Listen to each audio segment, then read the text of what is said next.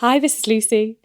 Before this episode starts, I just wanted to say thanks so much for all your kind words about kitchens so far. If you'd like to support the work that Lecker does, you can do so on Patreon for just £3 a month. Find out more at patreon.com/Lecker podcast.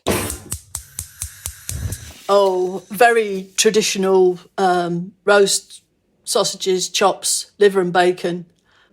Probably a bit unusually, we ate macaroni cheese a lot.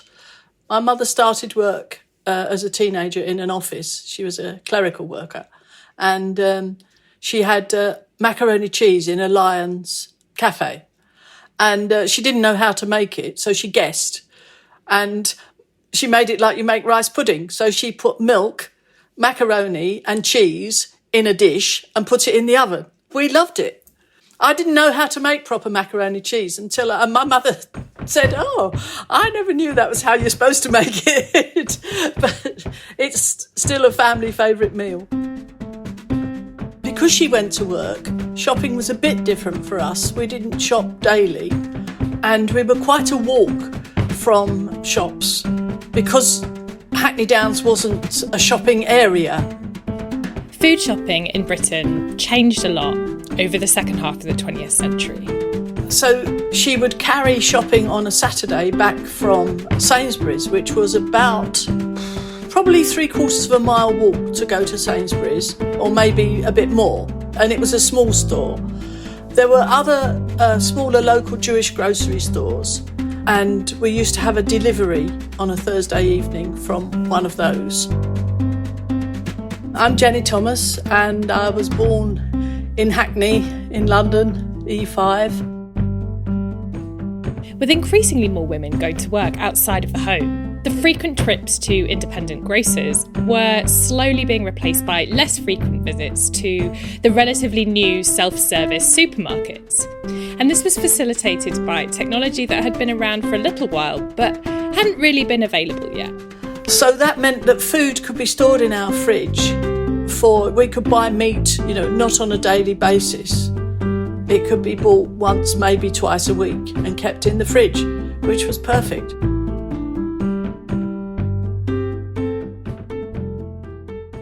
Having a fridge at home was actually pretty unusual at this time. As Helen Peavitt writes in the book Refrigerator, The Story of Cool in the Kitchen, in Britain and Europe, refrigerators were still largely the domain of higher income households, with status symbol significance in the home well into the 1950s. Persuading the British public to buy into refrigeration was as much about disposable income as it was about marketing refrigeration in general. And another issue with refrigerators, and appliances in general at this time, was that electricity supply in Britain wasn't standardised yet. Although in Jennie's kitchen, this wasn't a problem. The adventure with the fridge was that it was gas-fired, which I've never heard of since. I didn't even know. But if the money ran out in the meter, we had a gas meter and an electricity meter, you had to put coins in. If the money ran out, the gas went off. And if we'd forgotten to top up the meter, it wasn't that we were too poor. We were never poor. But if we'd forgotten to put enough money in the meter, the gas would go out. You'd have to relight the fridge. Well, you had to relight it with a pilot light, but the pilot light wasn't at the front of the fridge. It was at the back. And you had to lie down on the floor and you had a long rod with a flint and you had to flick this rod until it made a spark that lit the pilot light. Well, I wasn't very old when it was my job to lie down on the floor and flick the pilot light to light the fridge. It's quite an adventure, but it never occurred to me that other people didn't have a fridge. I just thought it was what you did. And then I remember a school friend saying, "Oh, we've got a fridge." And I think I was probably subtle enough to keep my mouth shut and say, hasn't everybody got a fridge? Because I'd begun to realise that not everybody, A, had enough money to live as we lived, and B, didn't have a house where everything came with the house. And it wasn't just the fridge that was unusual amongst Jennie's classmates. It was the whole kitchen. I never knew that kitchens weren't fitted kitchens. And really until I was, 10, 11, whatever, it never occurred to me. I thought everybody had a kitchen like ours. In the 70s, when people started to talk about fitted kitchens, it used to make my brother and I giggle, because we thought, well, everybody had a fitted kitchen when we were growing up, but of course they didn't. But we did, because a prefab kitchen is entirely fitted.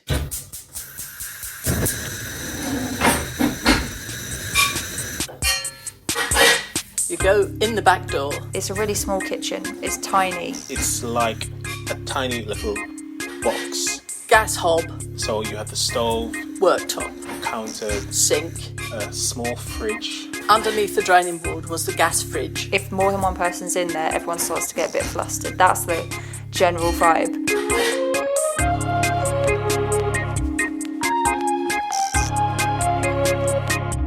This is Kitchens, a podcast series by Lecker about the most important room in the home. I'm Lucy Dearlove.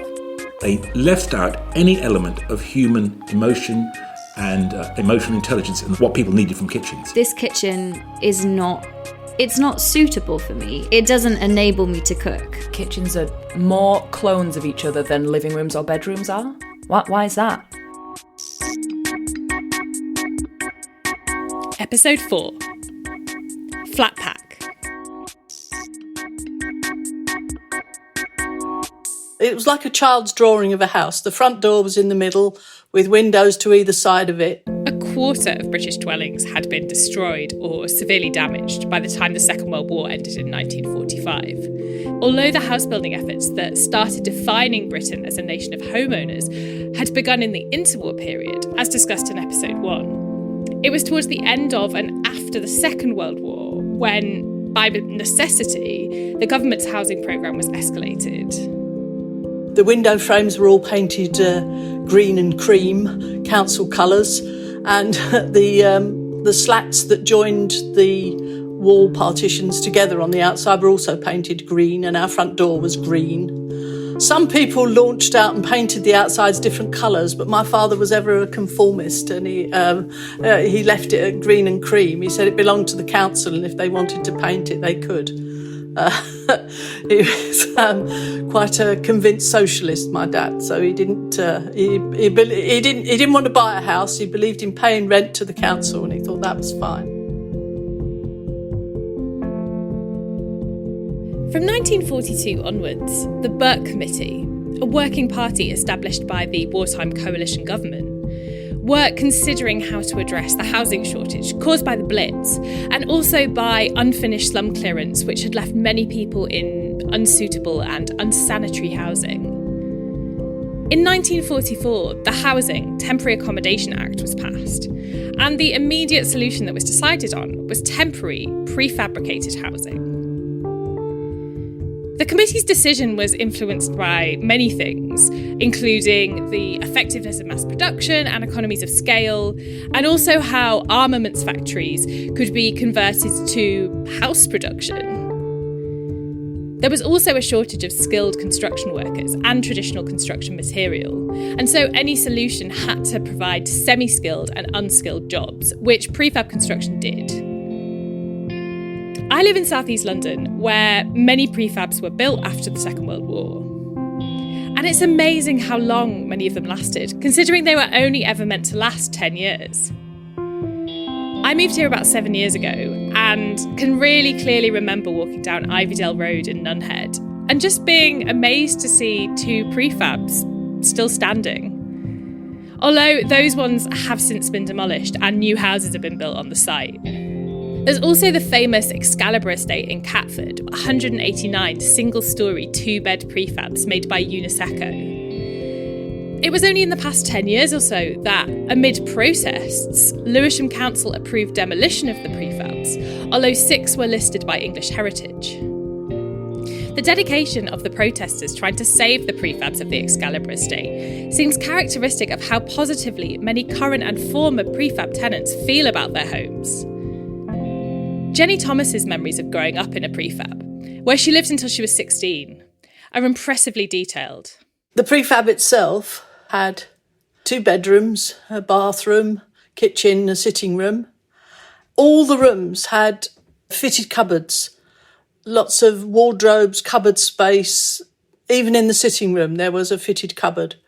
They were made of metal and consequently got condensation on them a lot.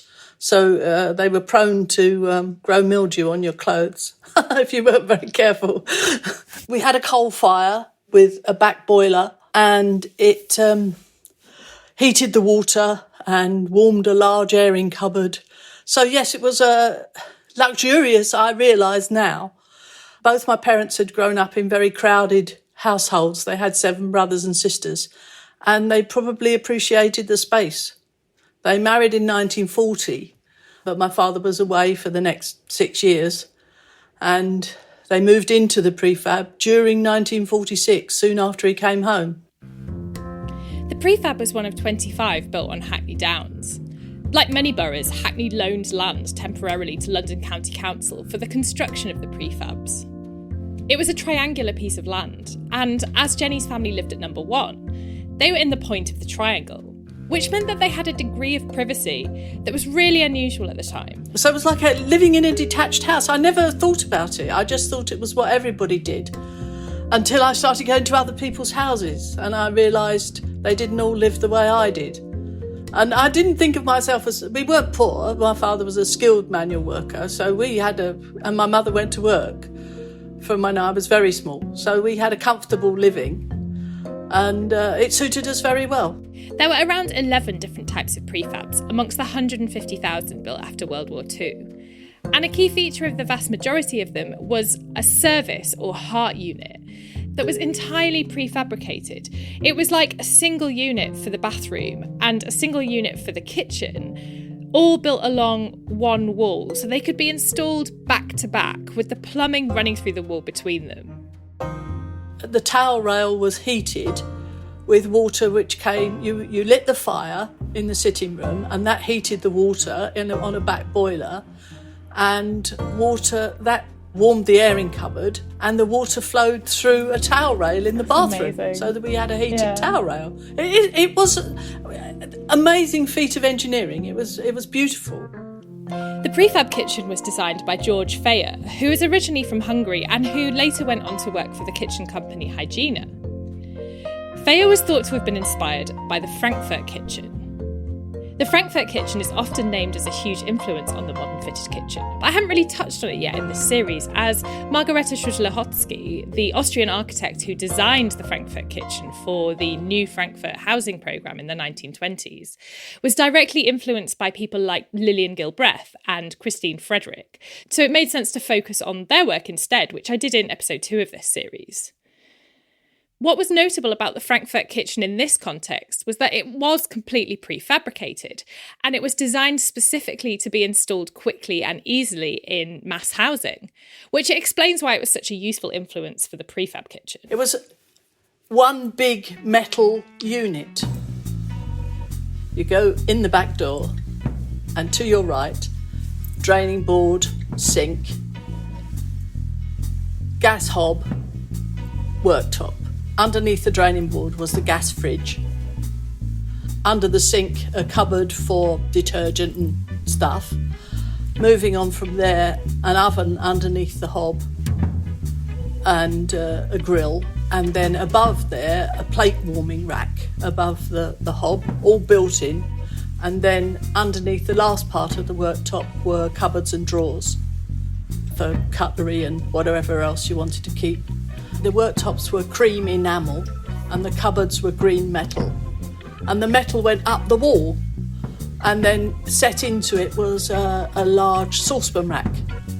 And then above the draining board was a cupboard where we kept medicines and those kinds of things, so out of the reach of children. Then there was a door to the sitting room, and then back down the other side was a pantry cupboard with a drop-down flap that you could use for food preparation. And then a space where we had a dining table, utility, the utility brand, and four chairs. It was an extendable table, but we kept it square, and a treadle Singer sewing machine my mother had, and then a larder cupboard with a cold shelf. So a full-length floor-to-ceiling larder cupboard in the corner with a a culture. So everything you could possibly want in a kitchen, and room for 4 people to sit round a table comfortably. This was different from the Frankfurt kitchen, which didn't leave any space for people to eat in their kitchens. George Feyer and the other people responsible for the Prefabs design must have decided this was an important thing to keep. At the time, the fitted kitchen was a novelty for Jennie's family, although many of the people they knew managed fine without one.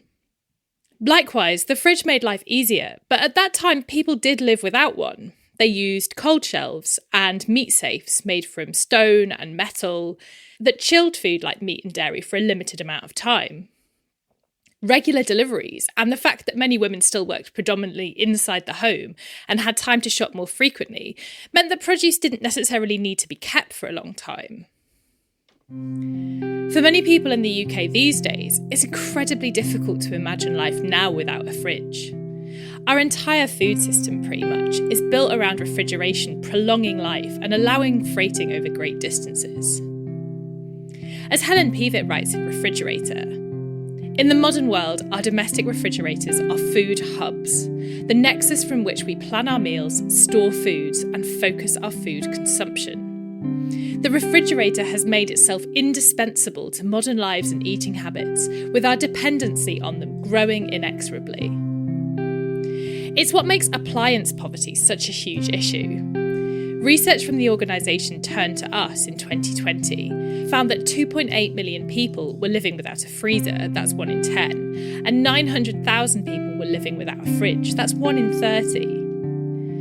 Katie Mather wrote an incredibly moving piece for the Kitchen Scene that's published alongside this series, describing her own personal experience of appliance poverty. And in it she mentions that Which magazine recommends spending between £200 and £500 on a new fridge freezer to benefit from energy-saving technology, saving money in the long run. And even second-hand or refurbished models can still cost around £100 to £150. These amounts are just unaffordable to those on the poverty line. And so these people are unable to participate in the food system in the way that it's set up. It means that you can't buy fresh food in advance, you can't store fresh fruit, vegetables, meat and fish. You can't plan ahead with your shopping and fit it around your working hours. And that's what our lives today demand. Most people don't have time to shop every day. Although this is more common in cities like London with the proliferation of late-night convenience stores and metro supermarkets around every corner. But the food system is designed around less frequent shopping in bulk and being able to store goods in the fridge until you're ready to eat them. So all things considered, it wasn't surprising how popular the prefab kitchens were with their tenants, particularly with women who worked outside the home like Jennie's mother.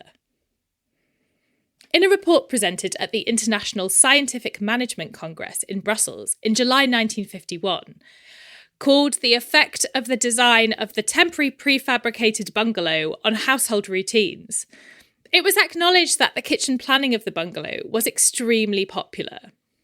80% of the housewives surveyed in a sample preferred the prefab kitchen arrangement to that in their new homes, and 98% to that in pre-1939 dwellings. The general conclusion of the report was that the layout of the prefabs made housework easier. It was assumed that the satisfaction expressed was partly due to the fact that, for many people, the prefab represented the first home of their own. But it was also clear that many design aspects of the prefab, including the kitchen and the fridge, would have been beneficial additions or features of permanent housing. Are there any features from the kitchen, like any little quirks of it that you still miss now, or that you thought in your own kitchen, like, oh, I'd really like to have those? It was all very compact, and the way I live in my kitchen now, I think, is part of knowing that. I planned mine. I had a new kitchen about 5 years ago, and I planned it very carefully. I'm very good at working in an orderly space, and I think that's something to do with always having had enough worktop, proper worktop, you know. It was enamelled, easy to keep clean, rounded edge, all that stuff had all been thought of. And I think that's probably influenced how I am about organising things in a kitchen. place where I lived is a field again now. It was a field before and it's a field now. It was only ever temporary, and there were plenty of council flats around us with tarmacked playgrounds and no green space at all. So it's not an answer for crowded high density housing at all. But the inside design is definitely an example that could be followed. And when I see container houses now, I hope that they're as well designed, because it really was.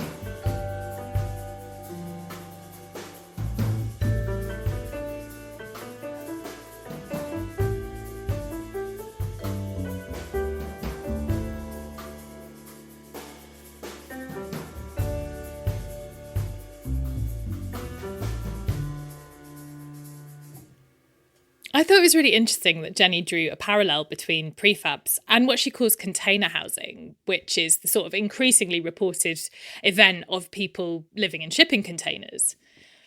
I guess the obvious parallels are that they're both forms of relatively easy to install compact living. But there are some less obvious parallels for me as well. Container housing has sprung up as a temporary, if not slightly unsustainable solution to a housing crisis. And I don't want to compare post-war housing shortages with today's unaffordability of housing, because they're very different. But it's worth noting how these solutions, maybe reactions would be a better description, present themselves. In trying to learn more about container housing, I came across Alice Wilson, an activist and academic based in York, whose work focuses on tiny houses. It's a very sociological answer, so I apologise in advance, but there isn't a standard definition of what a tiny house is. I want you to imagine it more like a Venn diagram, right? So in one circle, there's off-grid. In another circle, there's smaller than 50 metres square. So that some tiny houses are quite big, actually, but the general sort of folk definition is 50 metres square. Another circle would be like something to do with a deliberate attitude or something to do with a value-driven lifestyle, something like that. So there's lots of overlap, say, with tiny house residents and veganism. They're not the same thing. Lots of people who are vegans don't live in tiny house, blah, blah, vice versa. But tiny houses sort of are a mixture of different amounts of overlapping of these circles. For the purposes of my own research, I include converted vans, I include narrow boats, I include shipping containers, people who live in horse boxes, like the extreme end of tiny houses. I also include people who secretly live in their artist studios, where they renting it for a few £100 and no one knows they live there, but they just got a little mattress on the floor, that kind of thing. But the more sort of conventional definition, like social media wise, would always be the trailer-based model. My focus is specifically on women. Whenever you're interested in power, you have to be interested in gender as well, really, because it's such a world-making system. There is no area in England, none, that is affordable to a woman on a median salary. So women need 12 times their average earnings to qualify for a mortgage. Men need on average 8. This is a bad situation for both groups because banks tend to lend 5 times your earnings. So this isn't good for anyone, but it's worse for women. And of course, who is predominantly doing unpaid care work, raising children and so on. The 67% of statutory homeless people are women. People think that isn't the case because when they think of homelessness, they think of rough sleepers, and most rough sleepers are men because the streets are too dangerous for women to sleep rough on, so they'd rather take any other sofa, shelter, anything like that. But so the housing crisis is bad for most people, it's especially aggressive to women. Alice's own interest in tiny housing came in quite a roundabout way. I don't know how I got to tiny houses. I don't want to make something up and lie to you. I think it was just, housing seems to be one of the things that really keeps people trapped. How are people getting out of this trap? Tiny houses is one of the ways that get out of the trap, that's it. When I'd finished my undergraduate degree, I got another full-time job. I was working the whole time through my degree.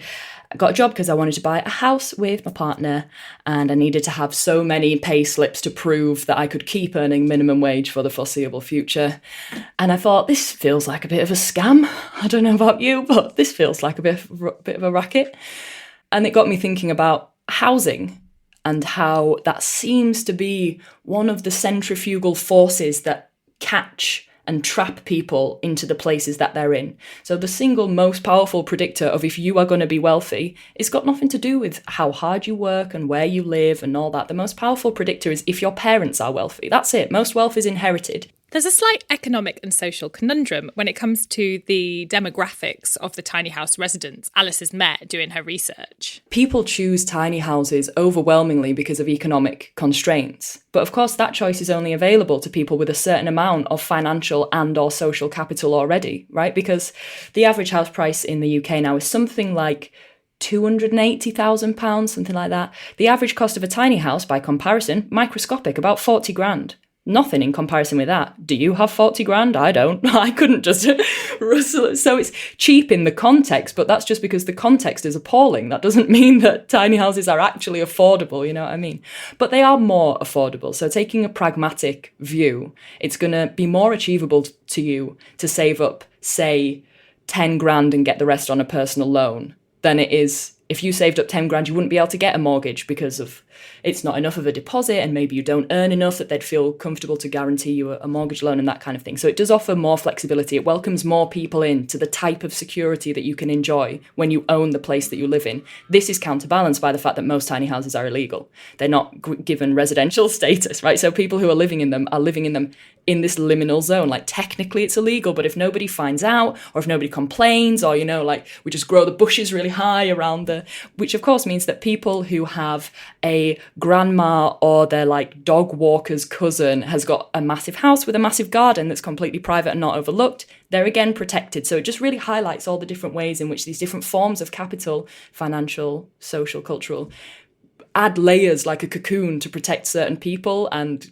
you know, conversely expose others who don't have those protections to much, much more instability. One of the big draws for people interested in tiny house living seems to be the flexibility to customise your space exactly how you want. And also the act itself of customising that space can be really beneficial.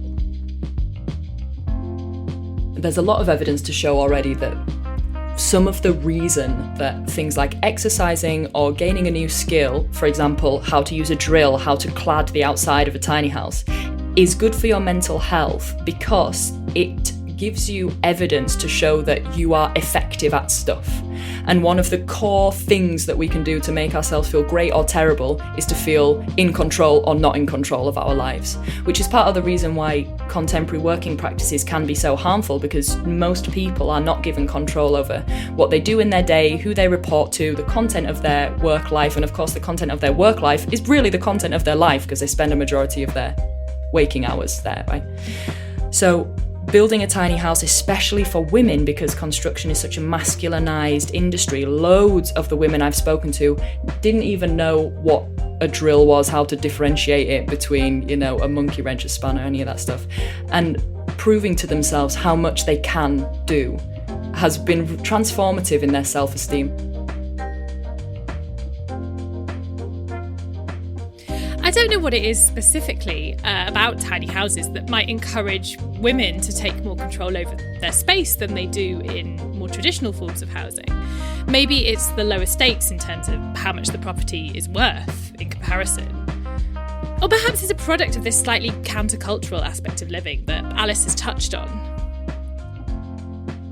She's encountered some real rethinking of traditional domestic roles and identities. I spoke to one woman, we'll call her Sarah, I anonymised the names of all the people I've spoken to. She's early 30s living in South Africa. They live in their tiny house with 3 kids. And a big part of what we were talking about was how the design of her house helps her to parent in a much more stress-free way. So this is in the design component in that she can wash the dishes whilst the kids are in the bath and she can see what's going on at all times. That they're like so close to each other. You could never do that in a traditional home. Completely separate rooms up and downstairs, miles away from each other. She can wash the dishes and feed her kids whilst she's cooking because it's all in like a contained area. When the Frankfurt kitchens and other similar separate kitchen designs across Europe were installed in the 1920s and 30s, it's reported that one of the difficulties that women had with this new design was looking after their babies and children while cooking. The kitchen was so different from their previous shared living space, as it was completely separate and there was no extra room for a table or play area for the kids to be in the kitchen while mothers were working in there. And this design still persists in homes across the UK, having the kitchen completely separate. Even though I'm not a parent, I totally get the appeal of what Alice is relaying here. If you can multitask supervising your kids in the bath while you cook dinner or do laundry, that's definitely freeing up time for you to do much more enjoyable things. They moved into this tiny house because it would be so much cheaper and allow them both to work part-time so that they could equally parent their kids. That was a real priority for them, that the parenting would be totally shared. And that wouldn't have been possible in a traditional home because it would have been too expensive. And the higher earner, who is usually the male, would feel a logical obligation to work to provide money for the family. And that just perpetuates that gender, archetype.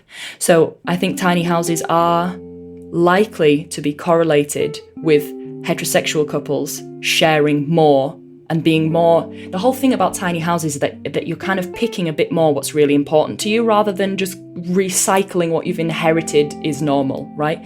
And gender norms are what we inherit. So it makes sense to me logically that if you're critically interrogating how do we live, then your relationship norms would also fall into that bucket of stuff that you're critically engaging with, right? Another aspect of tiny house living that I was really keen to ask Alice about was the fridge. I just feel like there's been such a move towards bigger and bigger fridges over the past few years. Like, go back even a couple of decades in the UK and the majority of people would have a fridge that fitted under their kitchen counter. One of those kind of, I guess we would now call it a half-size fridge. But now more and more people have a fridge that is tall, that combines a freezer, or it might just be a tall fridge on its own, or it might be one of those what we call American-style ones with the double doors. In a piece for the site Tree Hugger, the writer Lloyd Alter muses on the changing role and proportions of the fridge over the past few years. He writes, "The big fridge, the big car, and the big grocery store were all part of one economic machine. In a sense, you cannot have one without the other two." But for most tiny house residents, the nature of their home means that a big fridge, or even an average-sized fridge, is impossible. Although there are exceptions.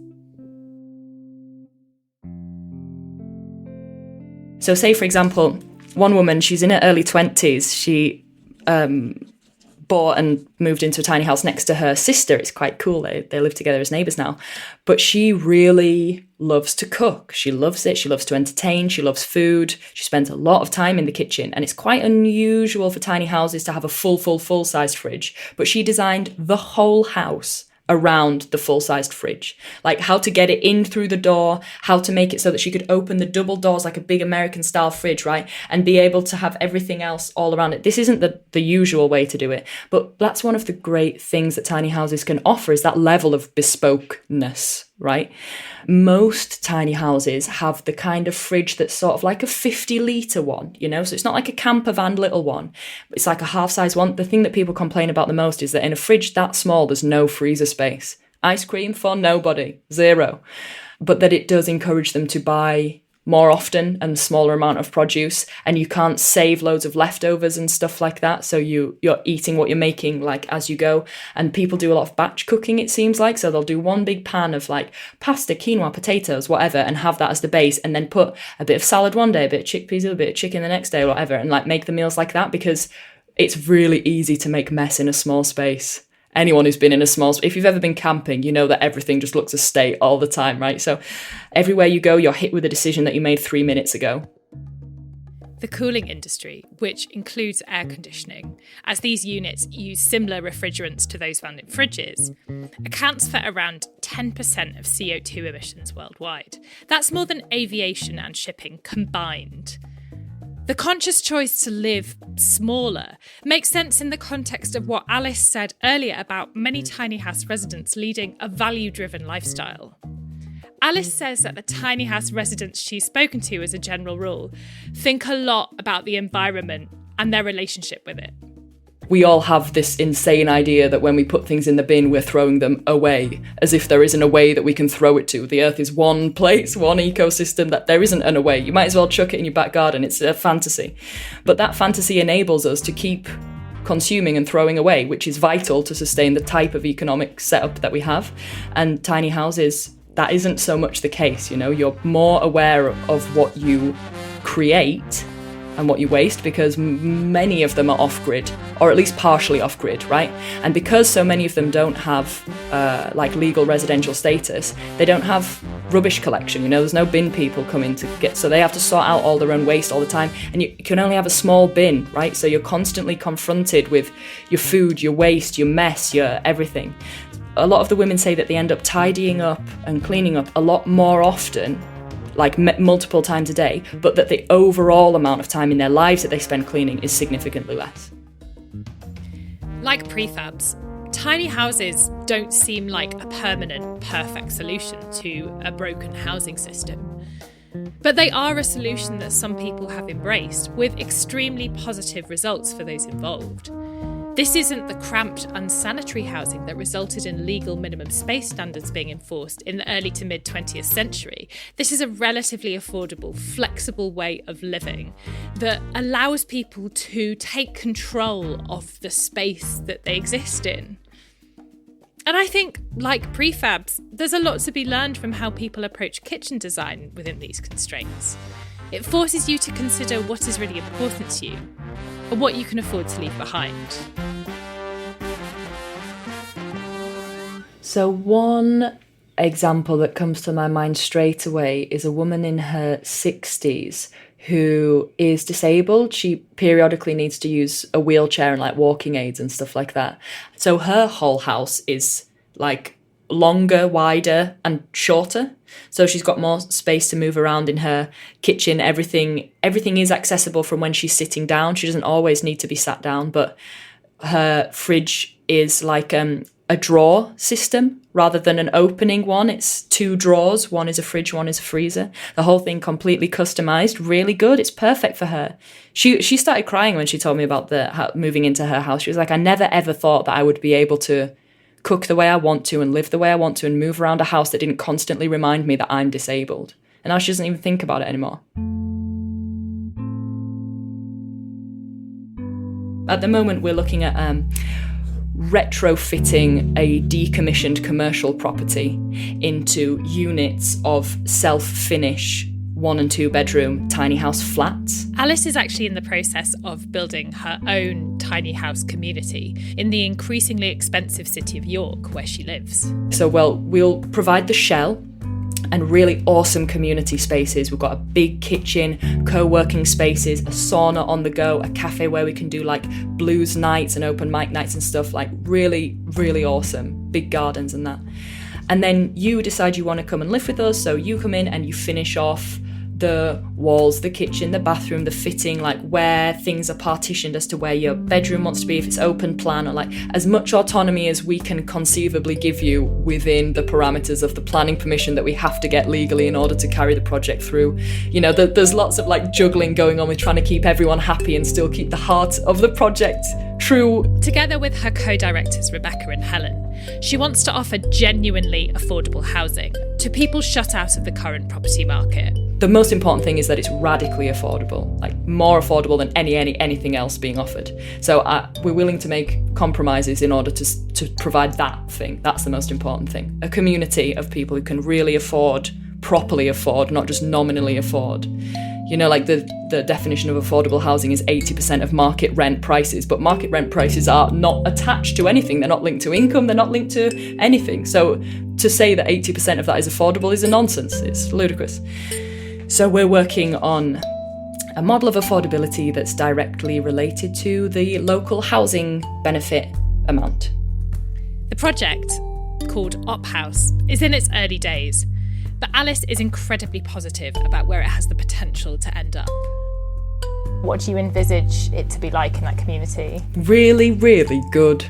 Really friendly, really dignified and very beautiful. It's such an untruth, it's such a robbery that working class and poor people have no aesthetic sensibilities, that they don't care what stuff looks like, that they're not also infatuated with beauty and elegant design like the rest of us are. That's not something that should just belong to people with money. So what I imagine it's like to be there is really beautiful and a happy mixture of individual private space and shared community space, where you can have whatever wacky designs you feel like inside, and that people participate in a shared life there together. That seems to be what a lot of people are asking us for, on like our list of people who want to live on the project. And it kind of speaks to what everyone fundamentally is looking for, right? Which is meaningful connection to other human beings, essentially, right? That's why we do all the stuff we do. So I hope that that's what it provides.